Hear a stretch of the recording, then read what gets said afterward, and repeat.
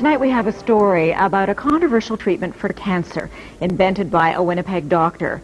It's not new. In fact, Dr. John Davidson used it on hundreds of patients decades ago. What is new is that some 50 years after the doctor's death, more than half a century after his theories were dismissed as quackery, scientists are rekindling the flame of his research. With more on the legendary cancer doctor, here's CTV's medical specialist, Avis Fabro.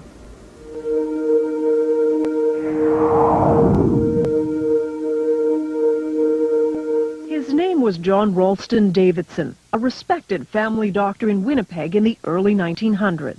A great scientist as well as a great doctor. And this is Leslie Gurney Bishop, now 88, a journalist who documented Dr. Davidson's controversial treatment for cancer. He never claimed that it cured it, but he said it would arrest it.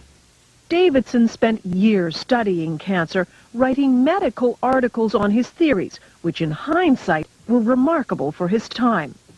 The doctor described cancer as a dietary deficiency, so he added generous amounts of vitamins to the patient's diet. But he also said it was critical to boost the patient's own defenses against cancer. Davidson took fertilized hen's eggs just 9 days old and produced a powdered extract, which was then injected into patients with various forms of terminal cancer. Like this boy, diagnosed with lymphatic cancer, notes show that with surgery, vitamins, and the extract, he returned to normal health. Over the years, Dr. Davidson treated hundreds of cancer patients.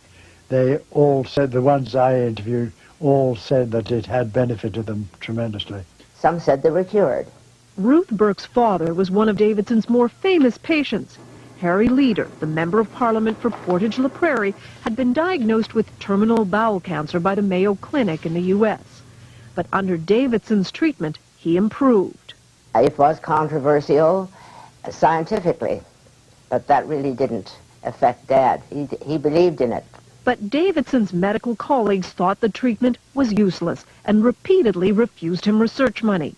It's as though they'd been instructed by somebody, well, just tear him up, just tear him up. And they did. Frustrated with the lack of support, Harry Leader, with his own good health as proof, took Davidson's pleas for funding straight to Ottawa in 1944, directly to Prime Minister Mackenzie King. He never wanted any publicity from this. He simply wanted help for this man whom he felt could help humanity. The Prime Minister refused to fund Davidson's work. The doctor died 4 years later. He would die pretty well of a broken heart, if you know what I mean, because he had not been recognized. His cancer treatment thought to have died with him. But then 6 years ago, the treatment was rediscovered by a Toronto company. It hired researchers at Dalhousie University to test the theory. Could these embryonic chicken cells really be a cancer treatment? When research began, there was excitement. Davidson's extract, in many ways, could be a cancer vaccine.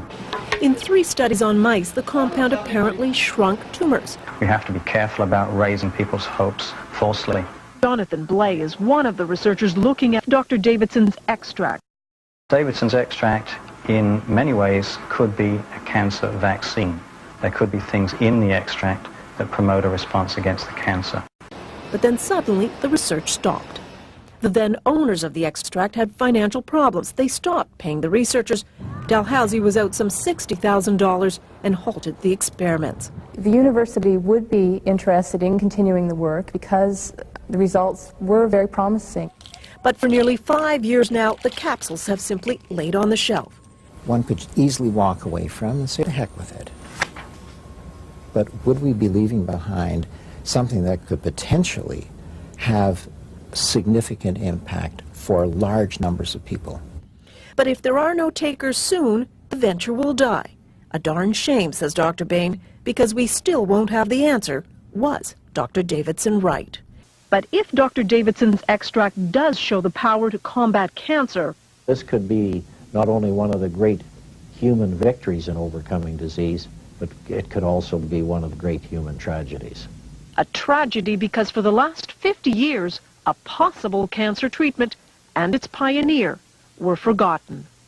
Avis Favreau, CTV News, Toronto.